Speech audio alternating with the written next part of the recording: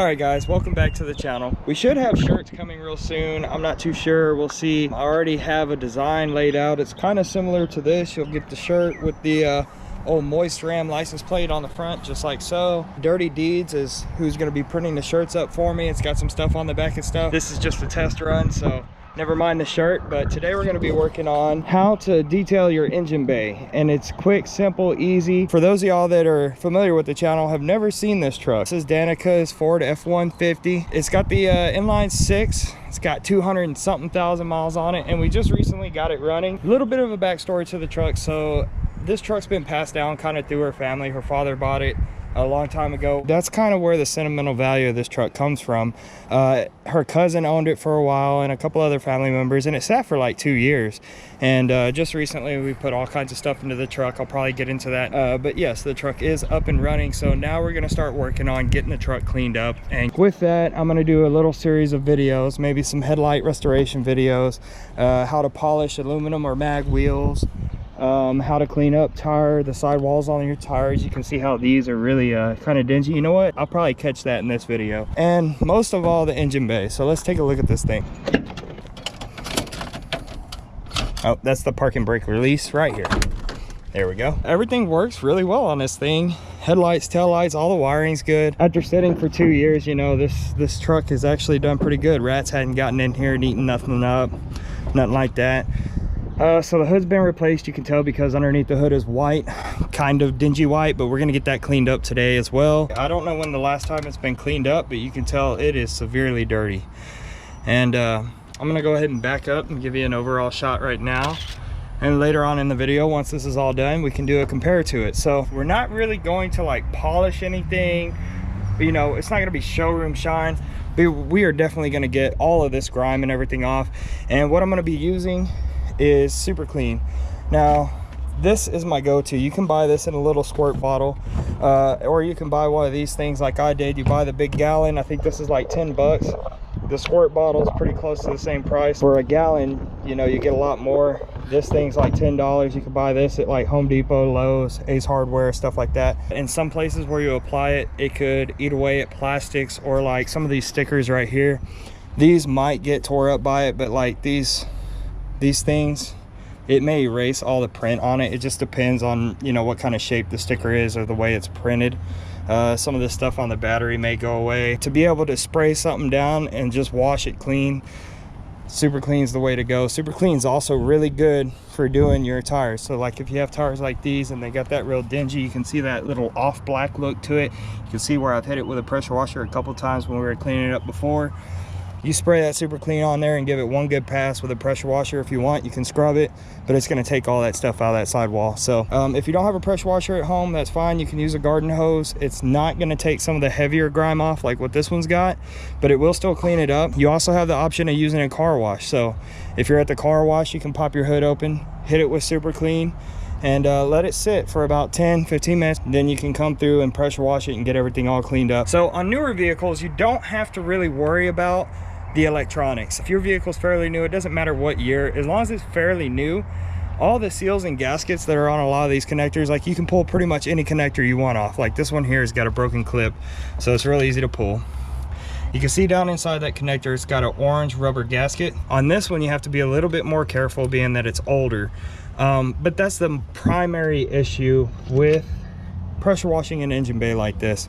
What you want to be aware of is all your sensors and all your wires and stuff like that. And of course, this one's a 95, so they were starting to get into a lot of electronics, but this one's got a good clip on it and it's nice and tight. It's got the orange seal in there, and that's where a lot of people run into their issues, right? So what you don't want to do is spend too much time pressure washing on stuff like this. A quick pass over it is going to be fine.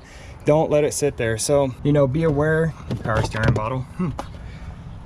Be aware of connectors like this. These are high priority. That one right there for this truck is actually the ECU.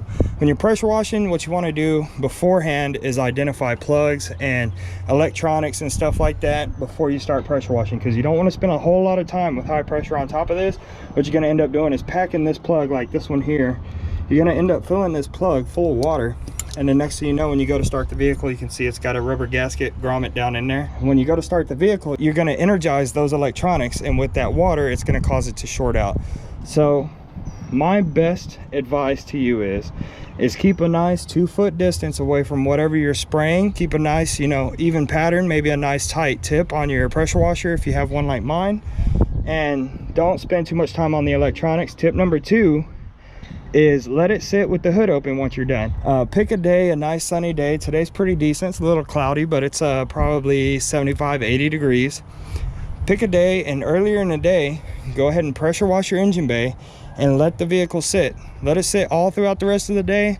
Let it sit overnight, and it really doesn't matter what gets wet. By the morning, it should be dried up. You should be good to go. Newer vehicles like that one there, I can take that one to the car wash, pressure wash it, and be perfectly fine. All the seals and plugs and everything are good on it. I know that for a fact. The truck's a 2017. I've been under the hood several times. I know it's been taken apart and what hasn't. This one, I don't know so much. So, you know, we just found one broken clip there, a broken clip over here. So that stuff is going to affect whether or not, you know, objects that don't need to have water get water in them. So I'm going to go ahead and start with the hood and work my way down, since gravity is key. I don't want to pressure wash all this, get all the dirt off of this, and then come up here and pressure wash the hood. So let's go ahead and do the hood, and we'll get a nice little compare contrast going here.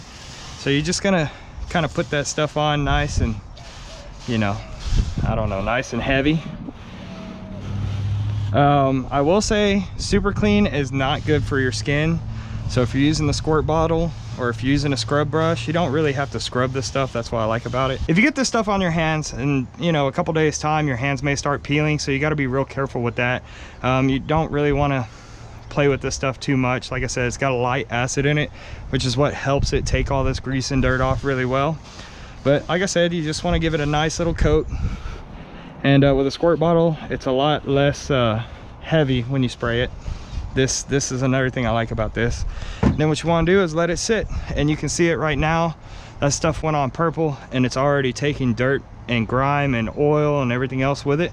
So we're gonna let it sit a little bit longer. We'll go ahead and start coating this engine bay, because this thing is filthy. Top of that battery is gonna be nice and clean. I think you guys are going to be pretty impressed with how this comes out once it dries. Oh, I got to quit talking to you. I can taste it. It's like a spicy taco on Taco Tuesday. This will also help you if you have oil leaks that you can't seem to find because everything's all greasy and oily.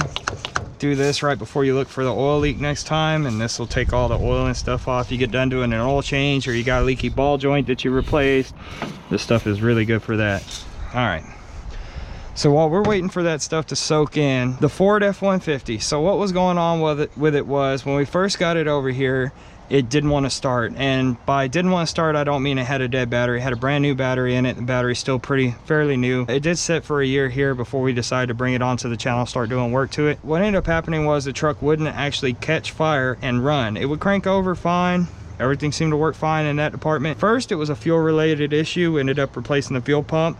The other mechanic that worked on it for some reason did all the EGR stuff, so all that's brand new. Coming into it a little bit deeper, we found out it had to do with ignition and fire. Turns out we were actually missing both. We weren't getting fuel and we weren't getting fire. The fire issue was due to this guy down here, which is your ignition module, ignition control module. Communicates back and forth with the computer and the distributor to fire the plugs on time. So that guy was our issue, but we also had an issue in the distributor. So the distributor, plugs, coils, wires, pretty much everything is brand new on the ignition department, as well as the fuel department. Because once we got that taken care of, we were getting fuel to the engine, and it was actually getting too much fuel. It was black smoking like a diesel. It was just overloading on fuel. It was hard to get it started. Once you got it started, didn't want to idle, and it wide open throttle, it just choked itself out with fuel. Anyway, new fuel pressure regulator took care of that.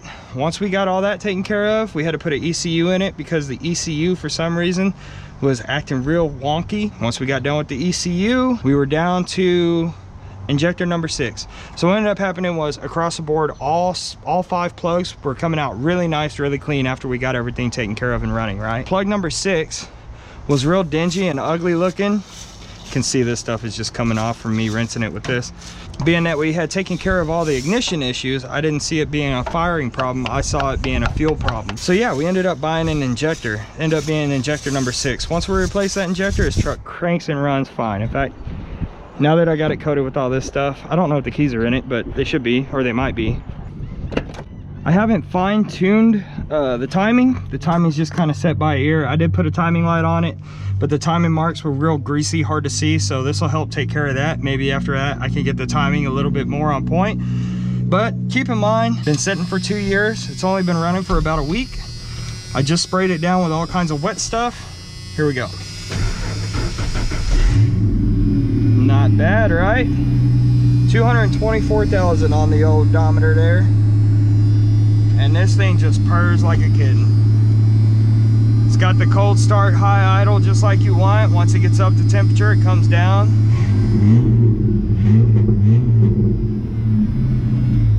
You can tell the timing's a little retarded, or you know, advanced retarded. It's a little retarded. It's not retarded.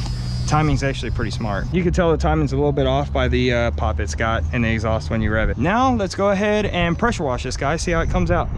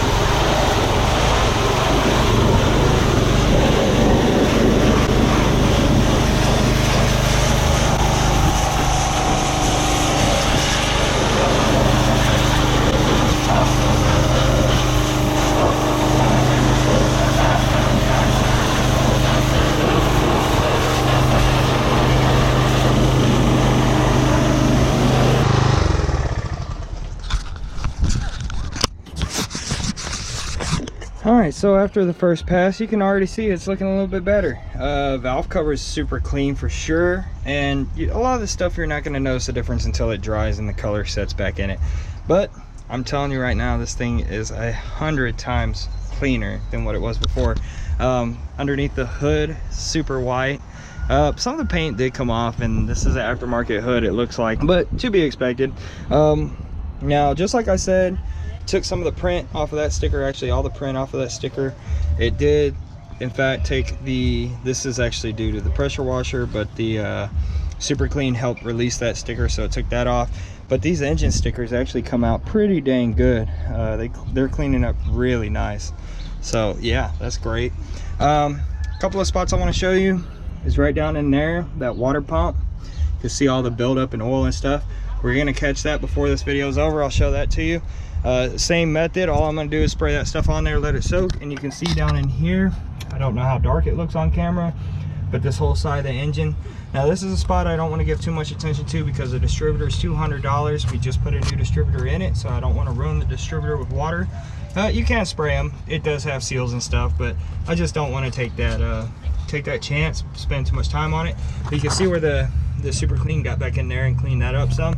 But I'm gonna go ahead and get this whole area up in here with that super clean next, and see what happens there, see if I can't release some of that grease and oil from 230,000 miles. Anyway, I'm gonna spend a little bit more time pressure washing when we come back to it. It'll be all done and dried, and you'll get to see the final results. All right, so I had to change shirts, of course. Like I said, it's 70. It's getting closer to 80 now. The engine bay is washed and really doesn't look bad at all. I still need to pressure wash it one last time, get some of the hazing off. This is leftover product. Whenever you see this hazing color, like in here, that's leftover product. Once you hit that with a pressure washer, to come right off. But man, this thing cleaned up. And yeah, I'll try to put a before and after picture, take a couple clips out of this video. But the areas I was talking about down in here by the water pump, look at that. And that's just because I concentrate on that area. I sprayed it and then I hit it with the pressure washer. There's still some areas I missed in there, but do this 2 or 3 more times over the course of us having it, and it's gonna stay clean and be clean the rest of its life. 200,000 miles of old oil buildup on the side of that block, and we just took it all off. It's looking pretty good. It's cleaning up. Like I said, another 2 or 3 times of doing this in this truck's lifetime, it's gonna clean up really, really well. So after you do this, if you're wanting to have like a show and shine finish instead of the raw material look, just spritz it with whatever your favorite you know, glosser is. Whatever you use on your interior, be fine. Just do it nice and lightly and just spray over it real nice and lightly. And I mean, if you're detailing it for like a car show, a show and shine deal, then yeah, you can get in there with your brushes and stuff and start actually getting around the corners and into the crevices. And anyway, this takes the bulk of the work out of cleaning up an engine bay. It cuts the time way down, and when you're done, you have a nice clean engine bay. That hood come out really good too. I did end up hitting the tires, so the tires don't look all dingy anymore. You can see they're just the nice raw rubber look. Then you can apply your like I said, your glosser, whatever tire shine you use. But yeah, tires come out pretty good. Like I said, we're probably going to be polishing these wheels, so if you want to see a polishing video for aluminum and stuff, comment down below. But that's it for today's video. I hope you enjoyed it, guys. Stay tuned for more of the F-150 on the channel. We're going to be doing some more stuff to it. Mainly, it's going to be cleaning this truck up, making it more, giving it more flair, if you will. Comment down below.